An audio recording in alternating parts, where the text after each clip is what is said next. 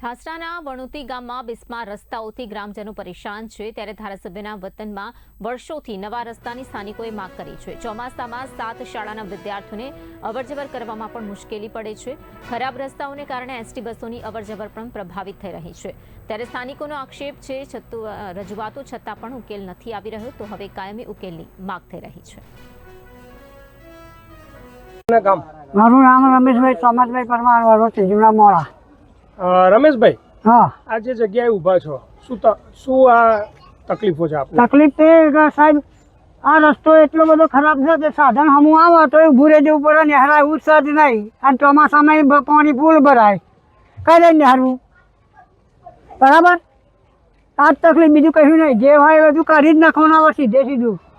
કેટલા વર્ષથી આ રસ્તો આ તો 4-5 વર્ષ થયા, કોઈ કશું જોતો જ નહીં।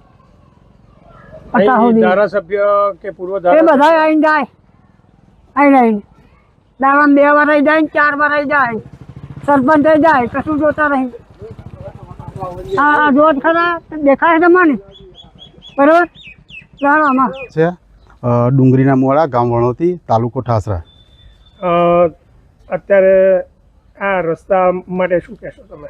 હવે સાહેબ એવું છે કે રસ્તાની અંદર તો મિનિમમ મેક્સિમમ 20 વર્ષથી જે અમારા એકના જે 200-300 માણસની વસ્તી 20-25 ઘર છે, પણ અહીંયા 20 વર્ષથી જો આરસીસી રસ્તો જ નહીં બન્યો। 4 સરપંચ આવીને બદલાઈ ગયા, તો એ કઈ રસ્તાનું ઘણી ગામ અને તાલુકો? મારું નામ હિતેશભાઈ પ્રદીપભાઈ પરમાર છે, ગામ મારું વણોતી છે। અમારો આ રસ્તો છેલ્લા 4-5 વર્ષથી આવી ખરાબ હાલતમાં, ખરાબ પરિસ્થિતિમાં છે, છતાં ભાઈ આ રસ્તાની પરિસ્થિતિ કોઈ સુધારવાવાળું છે નહીં। આ રસ્તો વહેલી તકે સુધરી જાય તો અમારા નજીક સ્કૂલ બી છે, આ સ્કૂલમાં આવનારા છોકરાઓને તકલીફ પડે છે, આવનારા પબ્લિકને તકલીફ પડે છે, અને આ રસ્તો ડાકોરને જોડે છે, તો આ રસ્તો જો વહેલી તકે સારો થઈ જાય તો ઘણું સારું। રજૂઆતો કરેલી છે આ બાબતે? રજૂઆત